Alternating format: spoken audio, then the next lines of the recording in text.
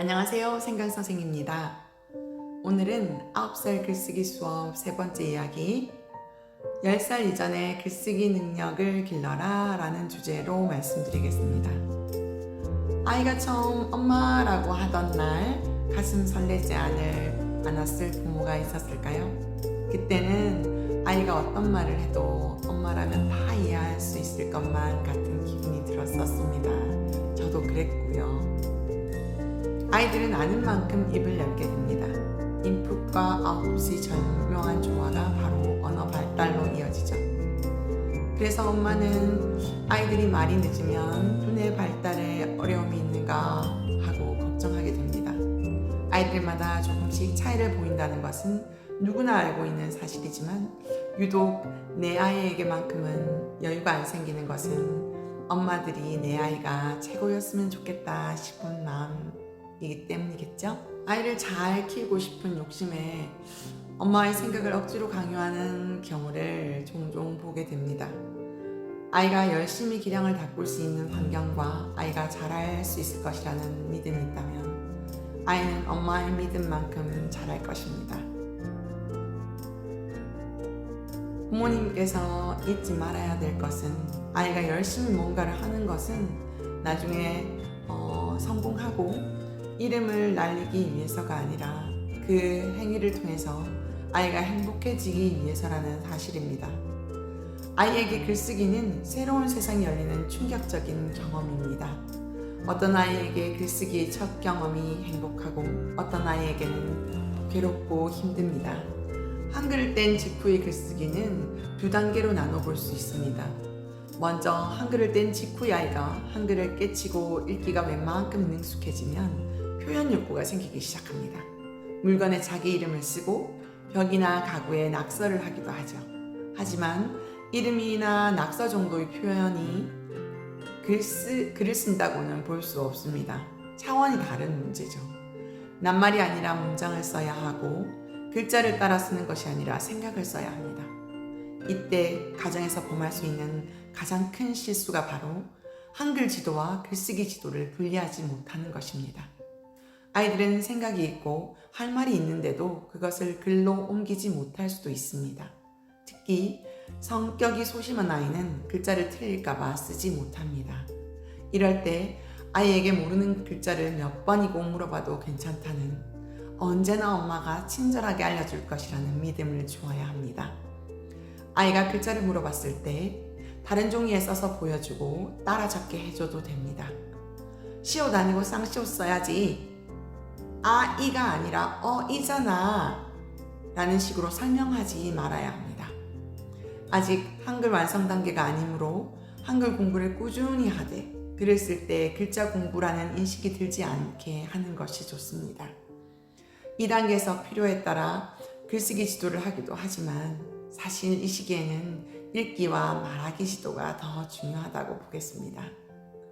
그 다음 단계는 자신의 생각을 한두 문장, 세 문장 정도 쓸 수 있는 단계입니다. 자신의 생각을 문장으로 옮길 줄 아는 단계가 되면 틀리거나 철자에 의심이 들더라도 끊지 말고 줄줄 쓰게 하는 것이 가장 중요합니다. 한글 공부와 글쓰기 지도의 분리가 더욱 중요한 시기죠. 철자는 틀려도 괜찮다는 마음을 갖도록 지도하고 글자보다 생각에 집중할 수 있도록 그렇게 쓰도록 해야 합니다. 이 시기에는 철자에 신경을 쓰느라 자기가 쓰려고 하던 이야기를 잊어버리는 경우가 많습니다.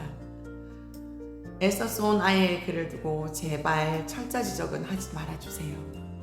자기가 쓰고 싶은 말을 결정하고 그것을 종이에 옮길 줄 알게 되었다는 것에 엄청난 칭찬과 격려를 부탁드립니다. 하지만 학교에 입학한 후 글쓰기 지도를 하기 시작하면 그때부터 문제가 생기기 시작합니다.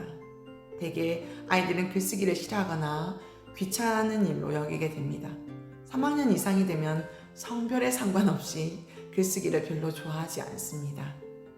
아이들에게 여러 가지가 이유가 있겠지만 1, 2학년 때 부모나 선생님이 글쓰기 지도를 하면서 아이를 쓰고 싶지 않게 만들었을 가능성이 있습니다. 보통의 아이들이 자신의 생각을 한두 문장 정도 쓸 수 있는 단계에서 입학을 하게 되는데요. 이때 충분한 대화를 통해 뭘 쓸지 고민하는 고통을 덜어주고 한 문장이라도 쓰면 지적 대신 칭찬을 충분히 해주어야 합니다. 그러면 아이는 한두 문장을 서너 문장으로 확장시켜 가고 몇 문장 더 쓰는 날은 글쓰기가 조금씩 재미있게 느껴지게 됩니다. 반면 엄마나 선생님이 아이의 글을 한글 지도의 관점에서 바라보고 아이의 마음과 생각을 살피기보다 맞춤법을 지적하며 첨삭하는 검사를 지속적으로 하면 아이의 뇌에는 글을 쓴 뒤에는 지적을 받는구나. 글쓰기는 정말 힘들다. 글쓰기는 어렵다. 글쓰기는 싫다라는 생각이 확장됩니다. 아이의 머릿속에 글쓰기에 대한 선입견이 뿌리내리는 것입니다. 아이들이 맞춤법을 어느 정도 알고 문장이 단어로 구성되어 있고 단어가 각각의 의미를 가지고 있다는 것을 알아차리는 시기는 초등 2, 3학년 때입니다. 꼭 어절 단어를 띄어읽기를 가르쳐야 하는 시기가 1학년 때가 아니라 2학년 때부터라는 것을 의미합니다. 그것도 억지로 가르칠 것이 아니라 단어 단위로 소리내어 읽게 하면서 자연스럽게 가르쳐야 합니다. 띄어쓰기와 맞춤법을 완전히 깨닫고 자유자재로 읽고 쓰기를 마치는 시기는 초등학교 3학년 10살 때쯤입니다. 아이가 이 시기를 어떻게 보내느냐에 따라 이후문의 능력이 결정되는 거죠. 무슨 일이든 철저한 준비 없이 잘할 수는 없습니다. 글쓰기의 기본 바탕은 우리말을 읽고 쓸 줄 알아야 합니다. 얼마나 많은 어휘를 가지고 있는지, 얼마나 많은 문장 이해력을 지니고 있는지에 따라 글쓰기의 성패가 좌우됩니다. 국어에 대한 이해가 부족하면 글을 쓰기 어려운 것은 당연합니다. 글쓰기 교육은 올바른 한글 교육에서 출발합니다. 현재 우리나라는 대부분의 가정에서 한글 학습을 속성으로 선행합니다. 우리나라 학부모들의 교육열은 아이들을 무엇이든 많이, 누구보다 빨리 배워야 한다고 조급하게 다그치고 있습니다.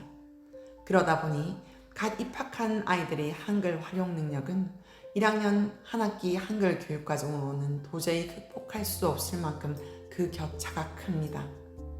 언어는 가르친다고 되는 것이 아니라 조금 늦어 보여도 조금은 빨라 보여도 거기에 맞춰 아이와 한 걸음 한 걸음 앞으로 나아가다 보면 언젠가는 말도 잘하고 똑똑한 아이가 될 것이라는 믿음을 먼저 가지는 데서 출발합니다. 아이에게는 자신만의 언어가 있습니다. 어른들은 잘 이해하지 못하지만 아이는 아이만의 말과 눈빛으로 세상과 소통합니다. 그럴 때 엄마가 자주 다그쳐서는 안 됩니다. 그것이 바로 한창 자라나는 아이의 상상력과 창의력을 꺾는 큰 실수인 것을 뒤늦게 후회하는 경우가 많습니다. 아이가 한글의 띄어쓰기와 맞춤법을 완전히 깨닫고 자유자재로 읽고 쓰는 능력을 갖출 수 있도록 달달 볶으며 고군분투하지 마세요. 10살 이전에 반드시 길러야 할 글쓰기 능력은 띄어쓰기 맞춤법 능력이 아니라 아이가 자신감을 갖고 좀 더 정확히 의사를 표현할 수 있게 되는 것, 자신만의 언어로 자유롭게 세상과 소통하고 싶어 하도록 해주는 것입니다. 아이의 첫 글쓰기를 바라보는 엄마의 작은 노력이 아이의 언어 감수성을 풍부하게 합니다. 오늘은 9살 글쓰기 수업 세 번째 이야기 10살 이전에 글쓰기 능력을 길러라 라는 주제로 말씀드렸습니다. 숨 한번 크게 들이쉬고요. 오늘은 아이들이 어떤 이야기를 하고 싶은지 또는 또 어떤 생각을 가지고 있는지 조금 더 여유 있게 들어볼 수 있는 그런 시간 되셨으면 좋겠습니다. 감사합니다.